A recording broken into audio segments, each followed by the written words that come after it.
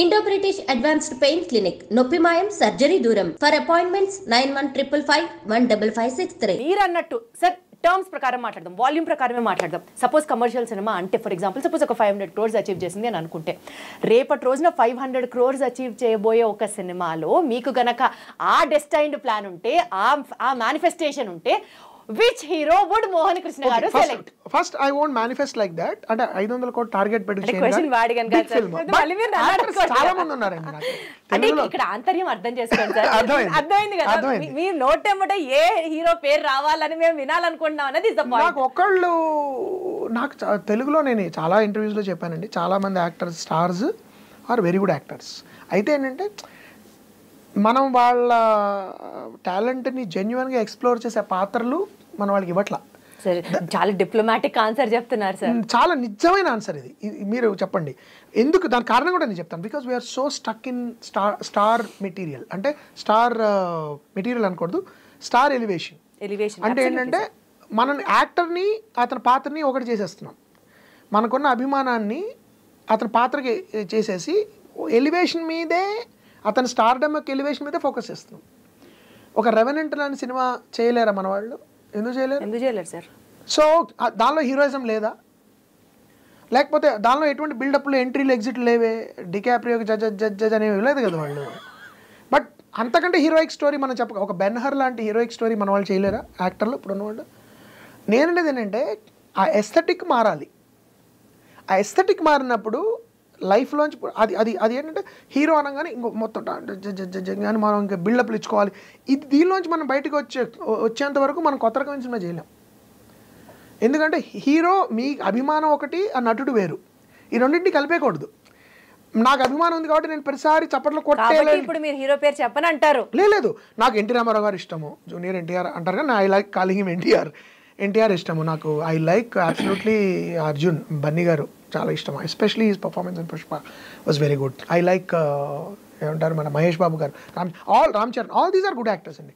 But I feel వాళ్ళ shackles పగలగొట్టి కొంతలో కొంత పుష్పలో అర్జున్ చేశారు, అది రంగస్థలంలో రామ్ చరణ్ చేశారు. అది మీకు రంగస్థలంలో చూడండి, మ్యాసివ్ ఇంట్రడక్షన్ సీన్స్ ఏమి ఉండవు, సైకిల్ తొక్కుతూ వెళ్ళడం స్టార్ట్ అవుతుంది. హీరోకి చెవుడు అన్న ఫ్యాక్ట్ యాక్సెప్ట్ చేయడానికే కష్టం అనిపిస్తుంది. ఈవెన్ పుష్పలో కూడా అంత మేజర్ గా అంటే ఉంటుంది, కానీ మధ్యలో చాలా రియలిజం ఉంటుంది పుష్పలో ఫస్ట్ పార్ట్ లో. Second part is much more commercial, but first part లో you will see that there is lot of realism. So అలా పాత్ర నాకు ఇవన్నీ కాదురా, నేను పాత్ర చేస్తాను, దానిలోంచి నేను పుట్టించే ఎమోషన్ మీరు కనెక్ట్ అవుతాను అనేది వచ్చినప్పుడు then we will make a different kind of hero films. నేనేమంటానంటే అలా నా దగ్గర కథ చాలా ఉన్నాయి. అవి చేయడానికి తగిన స్టార్స్తో చేస్తే రీచ్ బాగుంటుంది, మీరు అన్నట్టు కోట్లు 200, 300 అవి కూడా వస్తాయి. బట్ దానిలోకి ఈ sensibility వదగదు. I cannot make a film about an ordinary man who becomes a great hero by giving an introduction in the beginning only. I understand. Okay నువ్వు మహానుభావుడివి, ఇంకొంచెం మహానుభావుడు అవుతావు, మహానుభావుడు అవుతావు ఎండ్కి, అంతే కదా. That's basically story starts with being a మహానుభావుడు. మహానుభావుడు ఇంకెంత మహానుభావుడు అవుతావు నువ్వు? నీకు ఎవరిని ఎదురు చెప్పేవాడే లేరు నీకు. ఒకడు నామకే వస్తే విలన్ ఉంటాడు, వాడు నువ్వు అధిగమించేస్తావు అవలేలుగా. ఇంకా పెద్దవాడు వస్తాడు, వాడిని అధిగమించేస్తావు. What is the journey for me in it? జర్నీలో అతను పడే కష్టాలు, అతను అధిగమించే కాన్ఫ్లిక్ట్లు మించి నాకు అతని మీద అడ్మిరేషన్ ఏర్పడాలి కదండి. ఎలా ఎంత అప్పుడు నాకు ఇన్స్పిరేషన్ వస్తుంది, అప్పుడు నాకు ఎంపతి వస్తుంది, అప్పుడు నాకు ఏమంటారు ఐడెంటిటీ వస్తుంది, ఐడెంటిఫికేషన్ వస్తుంది, సారీ రిలేటబిలిటీ వస్తుంది. అప్పుడు నేను it will inspire me. That is the beauty of cinematic art. నీ పాత్ర ఎంపతి అంటాను దాన్ని. సింపతి వేరు, ఎంపతి వేరు. సింపతి అంటే నాకు ఆ పాపం కష్టాలు వచ్చాయి, ఎంపతి అంటే I want you love him and I want to be in his place. You identify. అతను ఏడిస్తే మీరు ఏడుస్తారు, అతను నవ్వితే మీరు నవ్వుతారు, అతని ప్రేమలో పడితే మీరు పడతారు. ఆ క్షణంలో you are in that, you are సహానుభూతి అంటాం అది దాన్ని. అది వచ్చే సినిమాలు నాకు, అలాంటి హీరోయిజం నాకు ఇష్టం. అలాంటి హీరోయిజంతో వచ్చిన సినిమాలు తీస్తే చెయ్యలేని నటులు తెలుగులో ఎవ్వరూ లేరండి, అందరూ అద్భుతంగా చేయగలరు.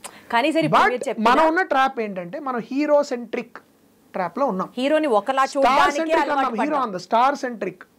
స్టార్ ని ఆరాధ్య దైవం కింద మనం ఎప్పుడైతే పెడుతూ ఉంటామో ఆ ఆరాధన చుట్టూ కథ అలా వెళ్తూ ఉంటుంది.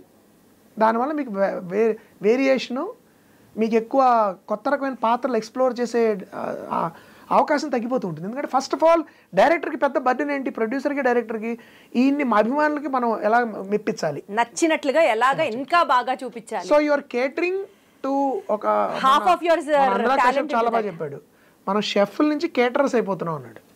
షెఫ్ ప్రేమగా చేస్తాడు వంట, కేటరర్ ఏంటి ఉన్నదాన్ని సప్లై చేస్తుంటాడు. సో అది మారినప్పుడు వీ కెన్ మేక్ టెరిఫిక్. కానీ సార్ ఇందాక మీరు చెప్పిన 3 హీరో పేర్లలో ఎస్పెషల్లీ ఫర్ జూనియర్ ఎన్టీఆర్ గారి గురించి ఆయన పొటెన్షియల్ కి తగ్గ సినిమా రాలేదు అని ఒకసారి మీరే కామెంట్ చేశారు.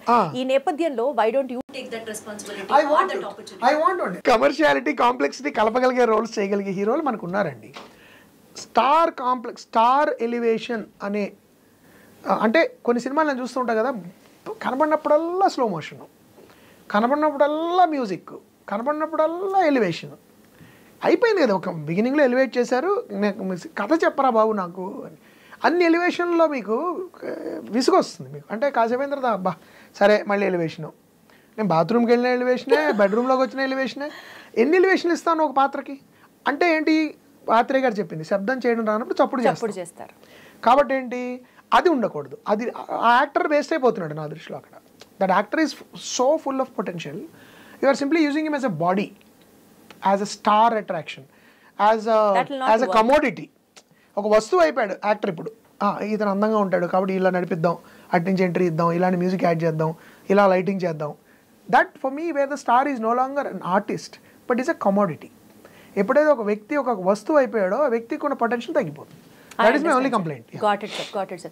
Sir, ఇప్పుడు బేసికల్గా as a movie maker OTT platform develop అవుతున్న తీరు కానీ, సినిమాలు ఒక థియేటర్కి వెళ్ళి సినిమాని ఆదరించే రోజులు ఒకప్పుడులాగా ఉండవా అన్నది నా క్వశ్చన్ కాదు, బట్ ఈక్వలీ కాంపిటేటివ్గా OTT is growing up. So how do you see that sir? No, it's both good thing and bad thing అండి. ఒకటి నేను నమ్మేది, మనిషి సంఘజీవి కాబట్టి అన్ని ఇంట్లోనే అంటే కుదరదు. కోవిడ్ అంటే తప్పలేదు, కానీ ఇంట్లోనే ఉద్యోగం, ఇంట్లోనే తిండి, ఇంట్లోనే సినిమా, ఇంట్లోనే పెళ్లి పెటాకులు అన్నీ 4 గోడల మధ్యలో చేసుకుంటే మనిషి పిచ్చెక్కుతుంది. అది ప్రూవ్ కూడా అయింది. కోవిడ్ టైంలో చాలామంది మెంటల్ ప్రాబ్లమ్స్ వచ్చాయి. సినిమా అనేది నా దృష్టిలో is a communal experience. It should be experienced in a group. అందుకే ఆ మీడియం ఇన్వెంట్ చేయబడింది. దానిలో ఉన్న బ్యూటీ అది. నాకు తెలియని వ్యక్తులు ఒక 400-500 మధ్య సమక్షంలో వాళ్ళతో నా జీవితానుభవం పంచుకోవడం అనేది సినిమా యొక్క మెయిన్ బలం. Idea correct. దాన్ని వేరియస్ ఫార్మాట్లు మనకు వచ్చాయి. VHS వచ్చింది, DVD VCDలు వచ్చాయి. సిమిలర్లీ ఇప్పుడు పుస్తకాలు డిజిటల్గా కిండిల్లో వస్తున్నాయి. అవి ఫార్మాట్స్ ఇవి. But the original remains same. నాకు పుస్తకమే.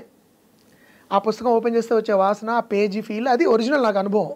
దాన్ని నేను కిండిల్లో చదువుకుంటానా, ఫోన్లో చదువుకుంటానా, లేకపోతే ఐప్యాడ్లో చదువుకుంటానా, ల్యాప్టాప్లో, అవన్నీ వేరే ఫార్మాట్లో డిఫరెంట్ డిపెండింగ్ ఆన్ కన్వీనియన్స్లు, కల్చర్, బట్ ఓకే.